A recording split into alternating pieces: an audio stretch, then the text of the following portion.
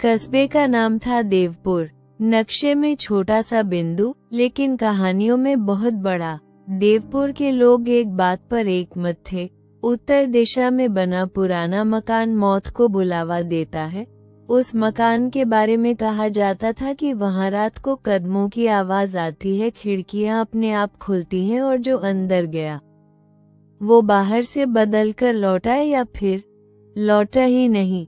आरव दिल्ली से आया एक जर्नलिस्ट था। उसका करियर ढलान पर था। उसे एक ऐसी स्टोरी चाहिए थी जो उसकी पहचान बदल दे। देवपुर पहुंचते ही उसने चाय की दुकान पर पूछा, उस पुराने मकान के बारे में बताइए। दुकानदार का चेहरा उतर गया।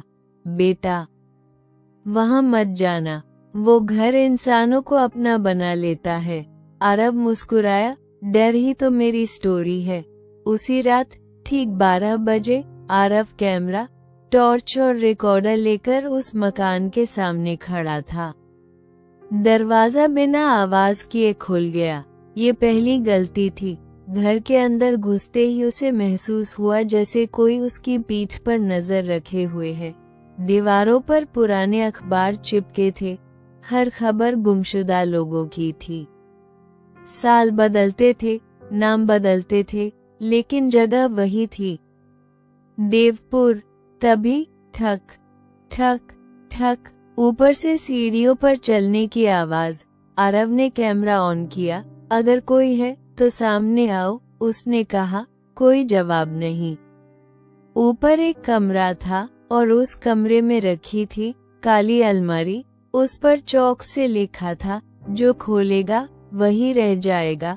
आरव का दिल जोर से धड़का, लेकिन हाथ आगे बढ़ गया। दरवाजा खुलते ही पूरा कमरा बर्फ सा ठंडा हो गया। अंदर एक छोटा सा कमरा था। दीवारों पर खरोंचें थी, जैसे किसी ने बाहर निकलने की कोशिश की हो। तभी पीछे से आवाज आई, आखिर तुम भी आ ही गए। आरव मुड़ा। वहाँ वही खड़ा था, उसका दूसरा रूप, लेकिन आंखें, उनमें इंसानियत नहीं थी। डुप्लीकेट बोला, ये घर किसी को नहीं मारता, ये बस उसकी जगह ले लेता है। हर कुछ साल में कोई आता है, जिज्ञासु, टूटा हुआ, अकेला, घर उसकी कॉपी बना लेता है, और असली इंसान यही फंस जाता है। आरव कांप उठा। तो बाहर जो लोग दिखते हैं, डुप्लीकेट मुस्कुराया, सब नकल है। आरव भागा। सीढ़ियां अब खत्म नहीं हो रही थी।